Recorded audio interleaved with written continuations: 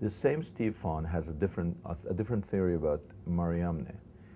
The legendary Rahmani, who wrote the official catalog of the Israel Antiquities Authority, says that it says Mariamene, the Greek name of Mary Magdalene, Emara, the master.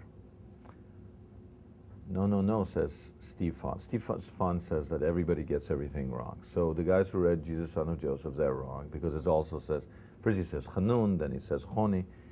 Now he says that Mariamene, it doesn't say Mariamene Emara, Mariamene, also known as the master. He says that it says Mariame, no N, Kai Mara.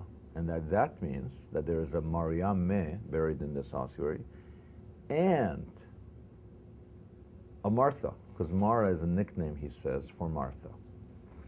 Now, I was asked on CNN what I thought of that theory, and what I said is, he's just making the argument of the tomb stronger, because Martha is the sister of Lazarus, who Jesus raised from the dead according to the Gospels. So he's got a Martha in the tomb as well. That's one more name from the Jesus circle that I did not have. But seriously, Mariamene is the same as Mariamene. It doesn't make any difference. Church Father Origen calls Mary Magdalene Mariamene without the N. So it makes no difference with the N, without the N. It's a Greek version of Miriam, of Mary. Now it's the second part of the inscription that he contests, which is that it doesn't say master. Well, it's not necessary for the argument that it say master, but let's look at the facts. Mara, even today in Israel, Mar Jacobovici is the way someone, it's like Mr. Jacobovici, Master Jacobovici. You'd still say Mar, right? That's how you say Mr. in Israel today. It means master. So Mara means master. Now, where do they get to Martha? Well, they found a Martha that was also known as a Mara. Now, here's a bit of sexism for you.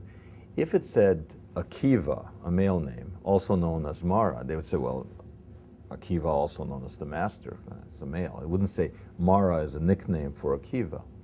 Because it said Martha on this other ossuary that's also known as Mara. They said, well, she couldn't be a master. That must be a nickname for Martha.